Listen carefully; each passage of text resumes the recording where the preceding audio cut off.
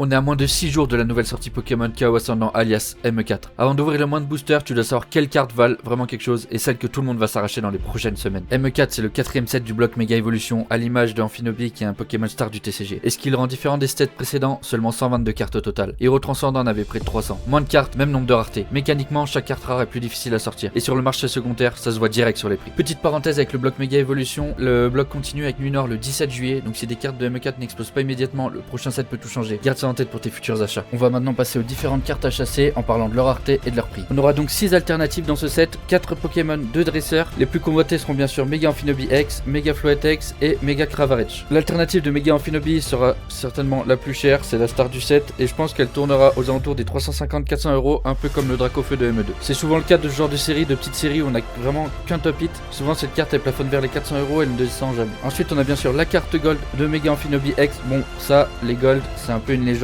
sur Mega Evolution, je vous avoue, en ouvrant des displays on n'en tombe jamais. Voilà, donc sur le marché japonais, les Ninja Spinner, cette carte elle s'est immédiatement positionnée autour des 300 à 500 € en vente réussie sur eBay. Bon, sur le marché français on est souvent aux alentours de 300-320 € pour ces cartes à la sortie, donc à voir comment ça réagit sur Card Market. Ensuite nous passons donc aux AR, dont on a 11 illustrations rares sur le set français. Donc la pépite collector c'est les 3 starters de Kalos, Grenou, Scraporal et Amphinobi, dont les illustrations se complètent côte à côte pour former une triplette juste magnifique. Imaginez la petite triplette en collector à 10, voilà, c'est juste sublime. Bon, contrairement au set japonais, nous, la Fun Rare donc sera exclusive à l'ETB, donc si tu la veux, t'es obligé de passer par le coffret dresseur des hits et pas par les boosters. Côté produit, qu'est-ce que nous retrouvons sur Chaos Ascendant? Et ben on est sur une série donc classique, basique, on n'est pas sur une 1.5, donc on aura des boosters à 5-6 € le blister, des tripacks avec la promo Reptincelle à un prix conseillé entre 16,99 et on va dire 21,99. On aura bien sûr l'ETB entre maintenant 50 et 65 € en boutique, donc il va contenir 9 boosters plus la promo Fennec exclusive. C'est entre guillemets le meilleur rapport qualité-prix si tu veux la promo. Et bien sûr la display de 36 boosters autour des 215 €. Et bien sûr sans oublier on aura le bundle aussi, donc